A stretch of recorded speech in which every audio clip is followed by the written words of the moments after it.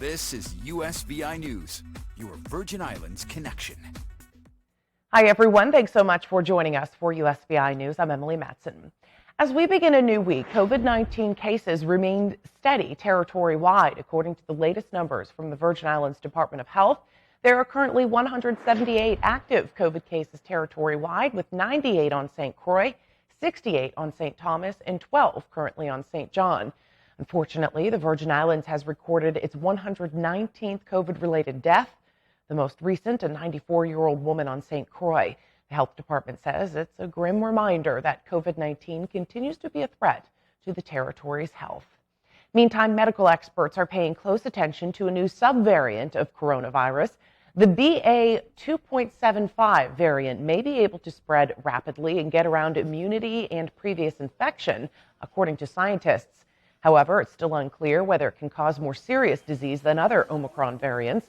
The new mutation was first identified in India, where it has spread to at least 2 states, 1 territory so far.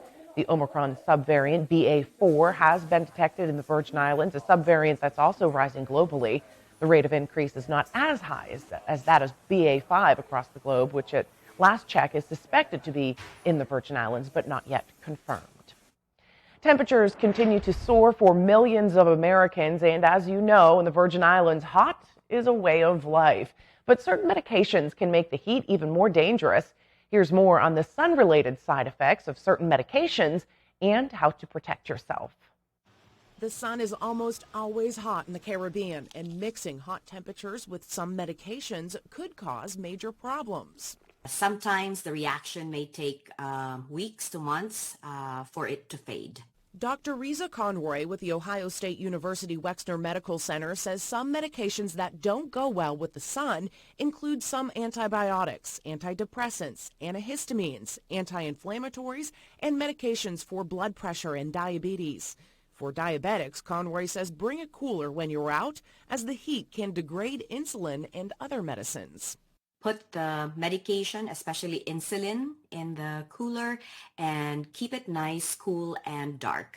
Conroy says sun-related side effects of medications usually develop about 24 to 72 hours after sun exposure and may appear to be an exaggerated sunburn. It looks red, sometimes scaly, sometimes itchy, and sometimes when it's really bad, blisters and spots that resemble hives. When possible, Conroy says to take the medication before bed instead of in the morning and follow the SunSmart steps. Slip on clothing that covers the body, slop on SPF 15 to 30 or higher broad-spectrum water-resistant sunscreen, slap on a hat, seek shade, avoid the sun between 10 a.m. to 2 p.m., and slide on sunglasses with UV protection and side panels.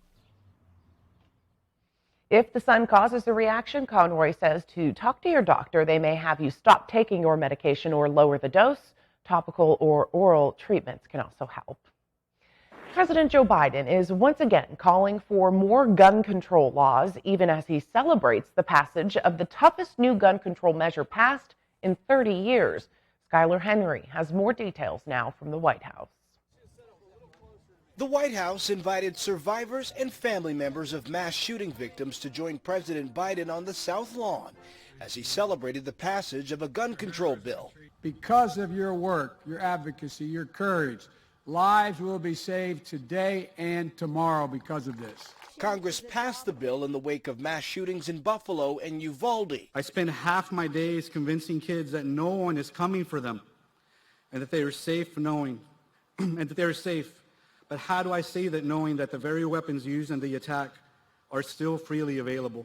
But the ceremony comes 1 week after another horrific massacre at the Chicago suburb of Highland Park. The fact that guns in these shootings are legally obtained says that these laws need to be changed, but most importantly, weapons designed for combat need to be removed from the streets of the United States. The president emphasized that the latest gun control bill doesn't go far enough. He says he'll continue to push for an assault weapons ban. I'm determined to ban these weapons again and high-capacity magazines that hold 30 rounds and to let mass shooters fire hundreds of bullets in a matter of minutes. I'm not going to stop until we do it. The president was interrupted by a protester calling for the creation of a dedicated office in the White House to address gun violence. A year ago, Cuba faced the most widespread protests since the revolution. Now, hundreds of people have been sent to prison for going out and demanding better living conditions on the island. Patrick Ottman explains why many are concerned that new revolts are on the horizon. When the largest anti-government protests here since the Cuban Revolution took place last July, thousands of people poured into the street. Demonstrators demanded food, medicine, and political changes in spontaneous marches across the island. Protests even took place in smaller cities like San Jose de las Lajas, where brothers Nadir and Jorge Perdomo, both teachers, addressed this crowd of people that residents say remain peaceful. My sons went out because, like every Cuban, they were desperate over the situation. The two men's mother told us they are fathers. Every day here, we have less. The government crackdown was swift and harsh. As police arrested hundreds of protesters, Nadir and Jorge made a last video where they said they were merely expressing the discontent that many Cubans feel. Days later, the two brothers were arrested. According to court records that CNN reviewed, neither man had a prior criminal record, and both were well regarded in their community. All the same, Jorge was sentenced to 8 years in prison and Nadir to 6 years after being convicted of charges including disorderly behavior and insulting public officials. Human rights groups say the Cuban government is trying to intimidate their own people from taking to the streets again. And we found that constantly prosecutors were charging Cubans for exercising their basic rights, such as the right to protest peacefully, the right to insult the president or to insult police officers exercising their freedom of expression. It remains to be seen, though, whether the mass trials will succeed in silencing dissent. A year after the protests took place, and many of the economic problems that Cubans confront have only gotten worse. There are frequent blackouts that last for hours and seemingly endless lines for food and fuel. Although the Cuban government has succeeded in cracking down on the social unrest, many Cubans say it could explode again at any moment. So far, the government here says nearly 500 people have been convicted and sentenced for their roles in the protests, with some demonstrators receiving up to 25 years after being convicted of sedition. Officials say the protests were not the result of worsening living conditions on the island, but a campaign of sabotage carried out by Cuba's Cold War enemy, the United States government. But Marta Perdomo says no one had to encourage her sons to protest. My sons weren't paid. They didn't have to go out, but they felt the pain of Cuba, she says. My sons were free that day, she says. Marta says that local officials have ordered her to take down a sign she put up on the front of her house in a rare act of defiance, calling for the release of her two sons. But the sign will stay up, Marta says, until her sons finally are able to come home. Patrick Ottman, CNN, San Jose de las Lajas. Now to other news across the Caribbean. In Puerto Rico, fans of the urban singer Bad Bunny take to the streets of San Juan for 3 days to get tickets for his shows, and the tickets were sold out in just hours. Our Francis Felix has the story. The Bad Bunny mania takes over the streets of Atorrey in San Juan, where thousands of fans of the singer arrive to the surroundings of the José Miguel Agrelot Coliseum with the hope of purchasing tickets for his performance. The urban singer has become an international star, an icon of the trap and reggaeton music, and also an influence in the youngest people. Bad Bunny's followers began lining up to buy tickets 3 days before the official date to sell them, after the urban artist announced in an Instagram Live that tickets could only be purchased in person for the 3 performances that he will offer at the venue on July 28, 29, and 30. Maylene followed Bad Bunny music since his beginnings.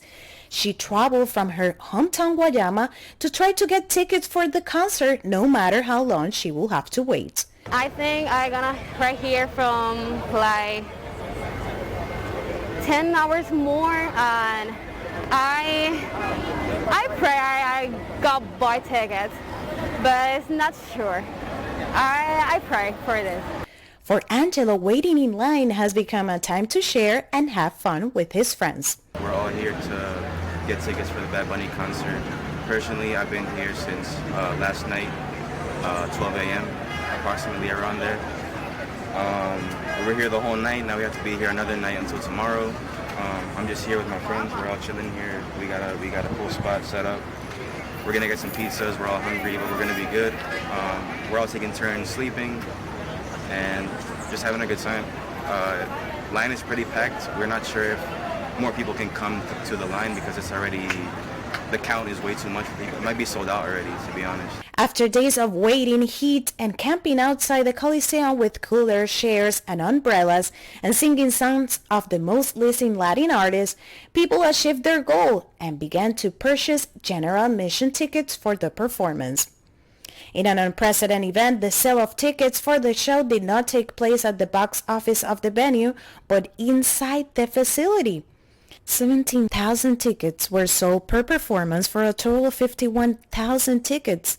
The prices start at $15 and went up to $150. Reporting from San Juan, Puerto Rico, Frances Felix.